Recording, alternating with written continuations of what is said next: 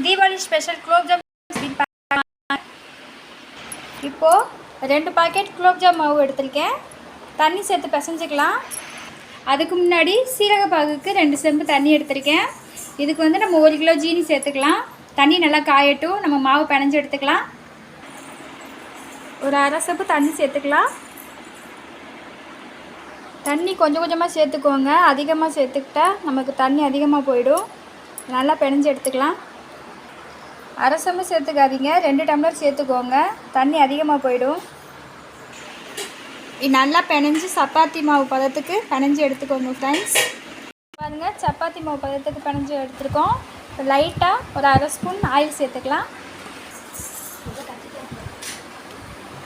இப்போ சேர்த்து ஆயிலோடு நல்லா சேர்த்து பிணைஞ்சிக்கலாம். லைட்டாக தண்ணி தொட்டு வச்சுட்டு நல்லா ஊட்டுங்க ஃப்ரெண்ட்ஸ். அந்த விரிசல் விழாமல் இருக்கும் லைட்டாக நம்ம தண்ணி வச்சிட்டோம்னா. இப்போ பாருங்கள், இதே மாதிரி எல்லா உருண்டையும் நம்ம ஊட்டி எடுத்துக்கலாம் ஃப்ரெண்ட்ஸ். இப்போது உருண்டையெல்லாம் ஊட்டி எடுத்துகிட்டு எண்ணெயை காய வச்சுக்கலாம். இன்னும் ஒரு 10 உருண்டை வரும், ஊட்டி எடுத்துக்கலாம். அது வரைக்கும் நம்ம ஆயிலை காய வச்சு எடுத்துக்கலாம். சர்க்கரை பாகு நல்லா கொதிச்சுட்ருக்கு, ஒரு கம்பி பதத்துக்கு வரணும். ஆயில் நல்லா காயட்டும் ஃப்ரெண்ட்ஸ். வீரல் இல்லாமல் உருட்டி எடுத்துக்கணும். இன்னும் கொஞ்சம் தான் மாவு இருக்குது, உருட்டி எடுத்துக்கலாம் ஃப்ரெண்ட்ஸ். இப்போ பாருங்கள், 40 பால்ஸ் நமக்கு வந்திருக்கு. இது எல்லாத்தையும் பொரிச்சு எடுத்துக்கலாம் ஃப்ரெண்ட்ஸ். ஆயில் ரொம்பவும் காயக்கூடாது, லைட்டாக ரொம்ப கொதிக்கிற அளவுக்கு இருக்கும்போது, கம்மியாக இருக்கும்போதே நம்ம போட்டுக்கணும். ஓவராகவும் ஹீட் ஆகக்கூடாது. இப்போ நமக்கு ஆயில் கொஞ்சம் காஞ்சி வந்துருச்சு. நம்ம ஒரு உருண்டையாக சேர்த்துக்கலாம். ஒரு உருண்டையாக போட்டு எடுத்துக்கலாம் ஃப்ரெண்ட்ஸ்.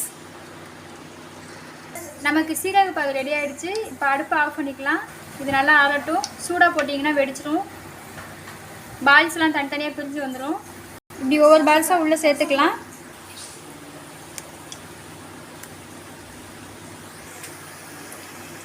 நமக்கு வந்துட்டு அந்த கலர் சேஞ்ச் ஆகணும் ஃப்ரெண்ட்ஸ். ஸ்லோவிலே வேக விடுங்க ஃப்ரெண்ட்ஸ். இங்கே பாருங்கள், நல்லா கலர் சேஞ்ச் ஆகிடுச்சு. நமக்கு வெடிக்காமல் வந்திருக்கு பாருங்கள். இன்னும் கொஞ்சம் லைட்டாக வேகட்டும் ஃப்ரெண்ட்ஸ். இங்கே பாருங்கள், நமக்கு நல்லா கலர் மாறிட்டு வந்துடுச்சு. இந்த டைமில் எடுத்துக்கோங்க.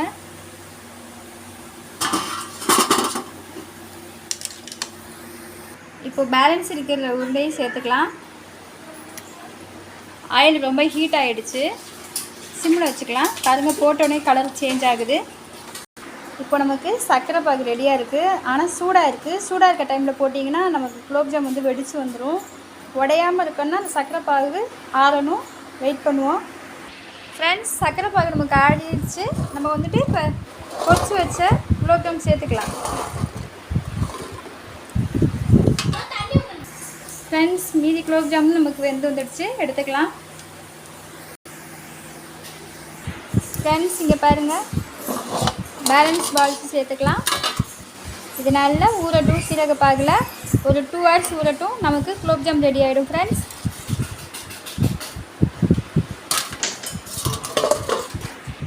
இங்கே பாருங்கள் ஃப்ரெண்ட்ஸ், நமக்கு நல்லா ஊறி வந்துடுச்சு. குலோப்ஜாம் ரெடி.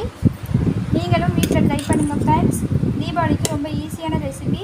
குழந்தைங்களாம் வந்து ரொம்ப விரும்புவாங்க. நீங்களும் செஞ்சு கொடுங்க. என்னுடைய வீடியோ பிடிச்சிருந்துச்சுன்னா லைக் பண்ணுங்கள், ஷேர் பண்ணுங்கள், அதை சப்ஸ்கிரைப் பண்ணுங்கள்.